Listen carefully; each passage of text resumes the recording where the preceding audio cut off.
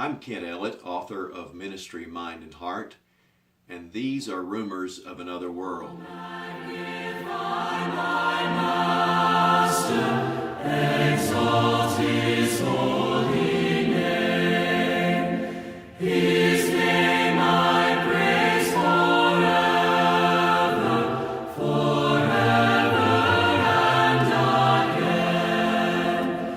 To heights above thy glory, to heights beyond the sky, to far beyond creation, to infinite praises fly.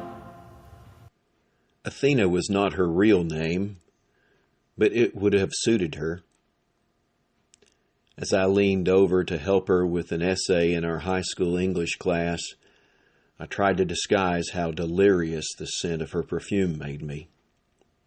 "Focus, Ellett," I told myself. Taking her pencil, I scratched out ways of reconstructing Athena's sentences before she offered me an immortal line of her own. "Kent, you're so nice," she said.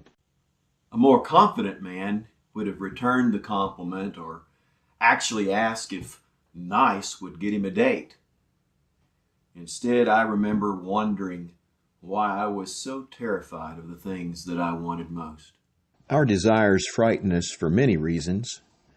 Chief among them is the fear that they can never be satisfied.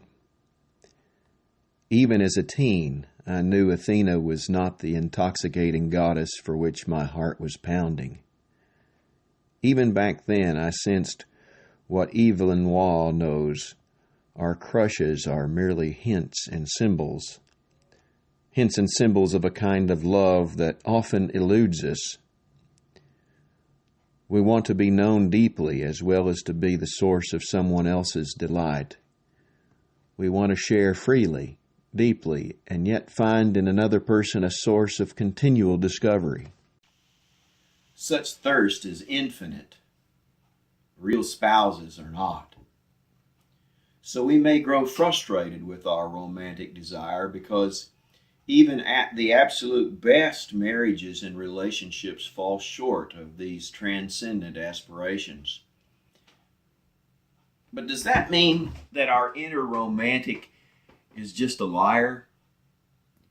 Is romance just hormonal eroticism playing tricks on us? I don't think so. Most people don't stand in the British Museum before the statue of the muse Thalia, or gazing upon Rossetti's painting of Dante's Beatrice, the way some watch a porn star dance. The sense of longing which these profound works of art awaken in us is related to, but not primarily about that kind of eroticism. Dante's fascination with the dazzling beauty of Beatrice, for instance, began when he was but 9 years old, a prepubescent boy. It simply will not do to dismiss Dante's crush as sexual fantasy.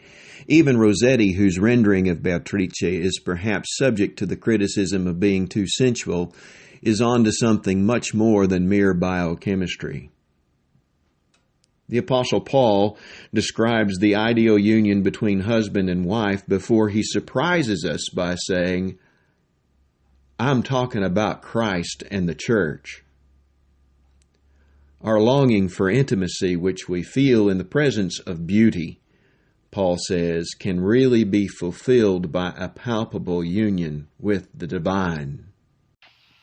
This is all a roundabout way of saying that our romantic longings are not foolish. Every schoolboy who inwardly trembles at the sight of Athena, and every aged woman who is awestruck before a masterpiece, stands in a long line of passionate wisdom that knows that in taking up Athena's pencil, I was not just enjoying being close to a pretty girl. My attraction was more than biochemistry. What I sensed in that moment was something very profoundly mysterious. What exactly was it?